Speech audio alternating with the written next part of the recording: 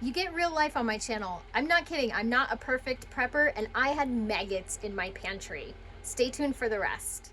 Hello, preparedness people, and welcome back to the Bigs Prep, where we as a community get ready with empowered solution-based thinking for what's next. My name is Cynthia, and today we're in the Prepper Pantry and we're talking Prepper Pantry tips. If you're ready, press the like button to support the channel, and let's do this. You may have clicked on my channel before and seen my massive Prepper Pantry, but today we're going to talk about tips and tricks for getting stocked up. We have tips from our community members and my personal tips coming at you. Tip number one, the best use by date is not the expiration date. A true expiration date is for something like milk or meat. Tip number two, if you want to put the price on it along with the expiration date, write it in a Sharpie marker on everything you bring into the pantry. That'll help with rotation. It's also going to help keep track of inflation and shrinkflation too. Tip number three is going to be stock it when you see it. If it's on sale and you see it and you love it, stock up as much as you can while you can get it at a lower price. I fell in love with these seasonal teas this year from Celestial Seasonings, and at the end of the season, they marked them all down, and I was super excited to get them. And I stocked up. Tip number three, if you can go for a long-term food storage item that's already packaged, go for it. We stock regular coffee, but this freeze dried, that'll last for years. These soups that Mr. B picked up, perfect example. These are already packaged in a way that will stay good for a really long time.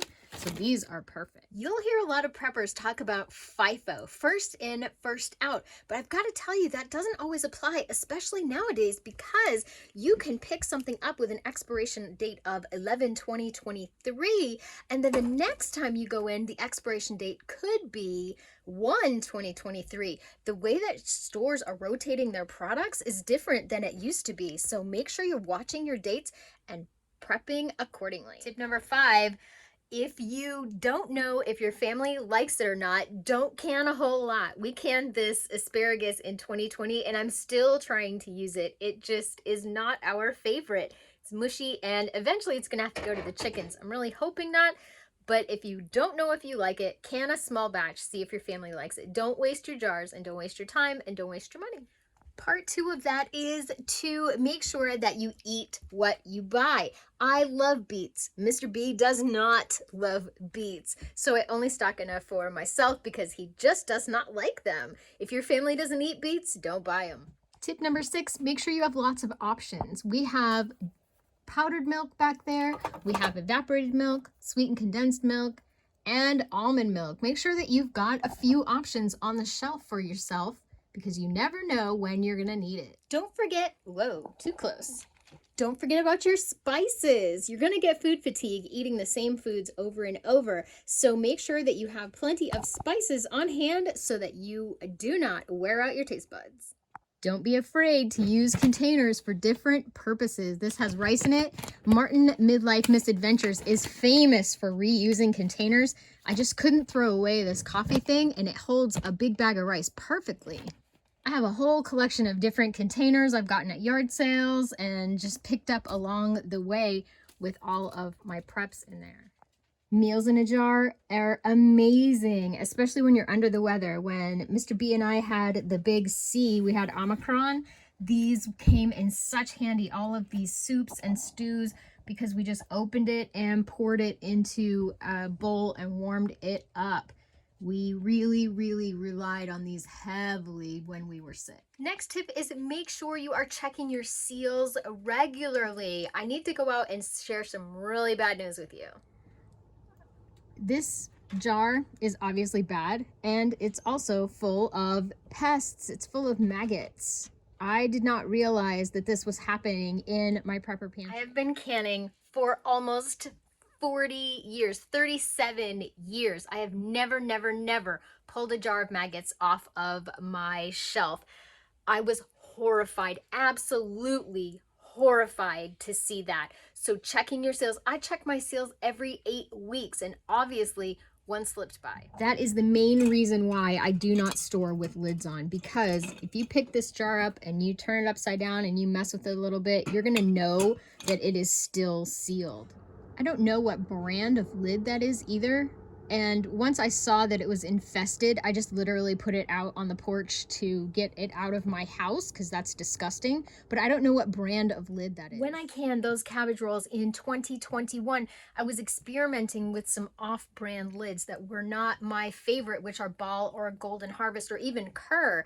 I had bought some cheap online lids and I was experimenting with some of them. I even did a video about it back then because canning lids were in such short supply, and I really regret it because that is super gross. Don't forget about your non-food items. And this is super messy right now, but we do real life here at the Biggs Prep. So don't forget about your non-food items, your storage items, your jars, your trash bags, medical items, vitamins, whatever your family uses regularly is what you need to be stocking up on. So jars, definitely if you see jars at a yard sale or anywhere, go ahead and get stocked up on them. And your soaps, your cleaners, your laundry soap, bleach. I use bleach regularly for my dog blankets. Pest control, things for your septic, your laundry soap, things like AC filters up here, and also filters for our well and filters for your refrigerator too. You're not going outside, little man. It's freezing out there. No, you're not. You're not.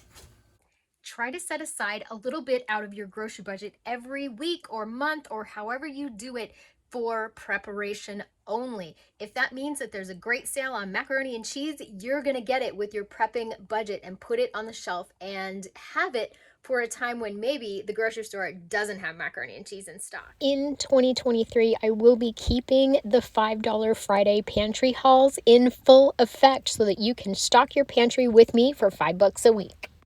During the pandemic, Mr. B and I went to Aldi and he was like, oh my gosh, they have no macaroni and cheese. He's like, we actually have more in our house than they do at the store. He said that with a lot of pride in his voice too. Like, he did not get the prepper pantry until the events of 2020 and 2021. And now that we're going, farther into recession/depression, he is doubling down. In the lid conversation, we also need to talk about Pop Tops. Pop Tops do not last as long past the best by date as your cans that are not a Pop Top. Make sure that you're following your safety with your cans so that you are ensuring that your food is safe for your family. Now let's go to the community and see what you guys had to say. I learned the most from my community comments in the videos down below. So if you have a comment to share, please do, because this is the spot. So much positivity and empowered thinking. My community members came through. Reddy in Tennessee says, just do it. And remember that protein is the key.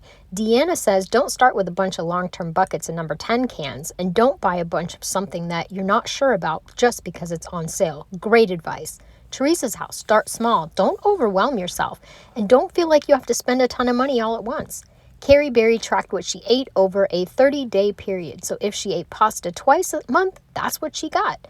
Tammy and Ben Adventures, great channel. Be organized, be consistent. Doesn't matter if it's $5 a week or $50 a week. Alicia Bray wants us to remember that you can't always eat fresh. Think of meals that you can make from the pantry that your family will like. Also, seal up your items as soon as you can. Michelle Moon is in Florida. Hey neighbor, buy what you eat and eat what you buy. Susan McCord, start out keeping things organized. That way, as you add, you are ready.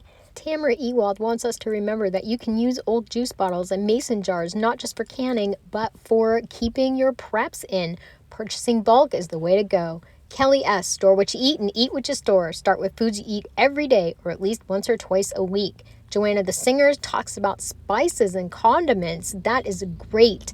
Lynn, start with a couple extra non-perishable items that you regularly use when they're on sale. Do the hokey pokey and get busy. Again, buy what you eat and eat what you buy. Start with meals you like and go from there. The Banks Homestead. Make sure you have a variety of different items, including comfort food, as it's boring to eat the same items over and over. Carol, know the regular prices of things you're stocking up on. Compare your prices store to store, and if there's a limit, stock whatever you can get.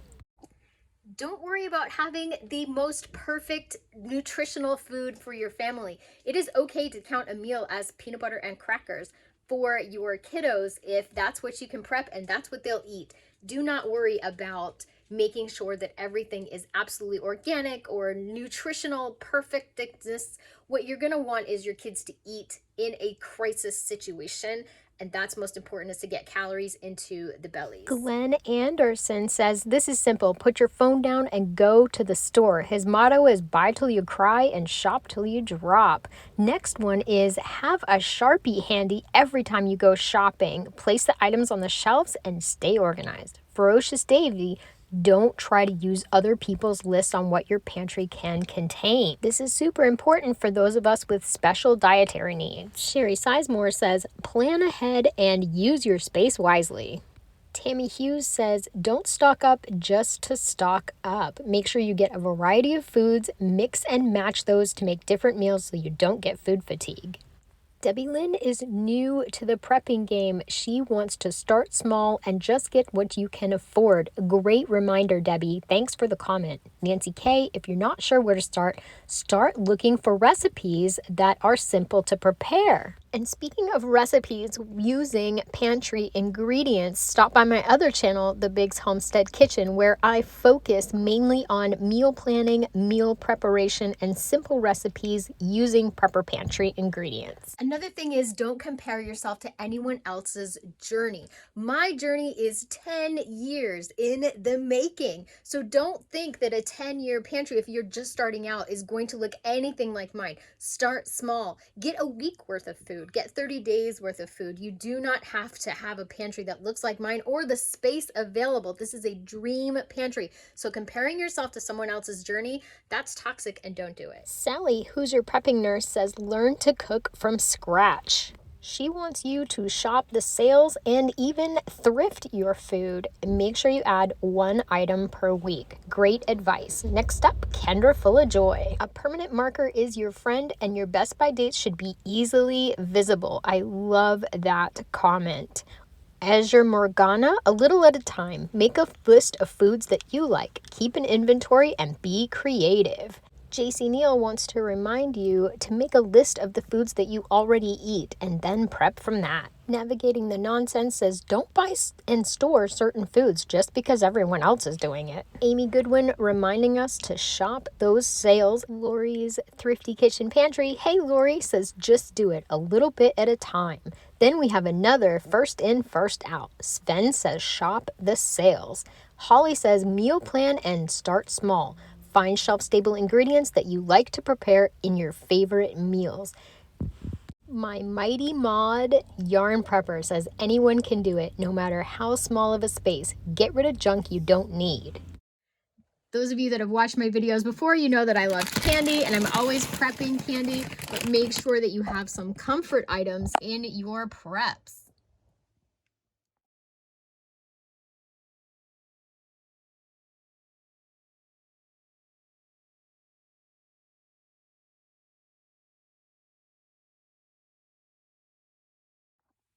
Look at all that empty space right there. What? That's dog food? Hello, Mama. In 2023, we're going to take this space and make something awesome out of it.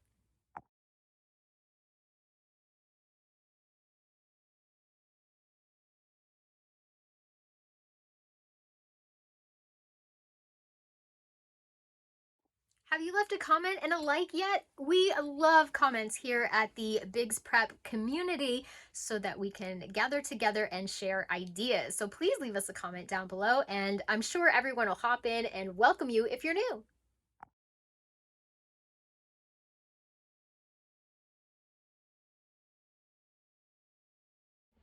And let's talk for a second why I didn't smell this jar right here.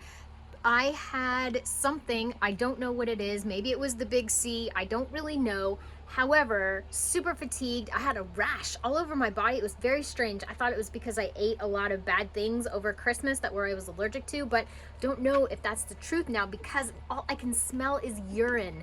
Cat urine or some kind of like heavy ammonia smell. It's literally all I got right now. So I think that may be why I missed this. Obviously it smelled disgusting, but I could not smell it. Has that ever happened to you? Do you have like that C nose? Let me know in the comments.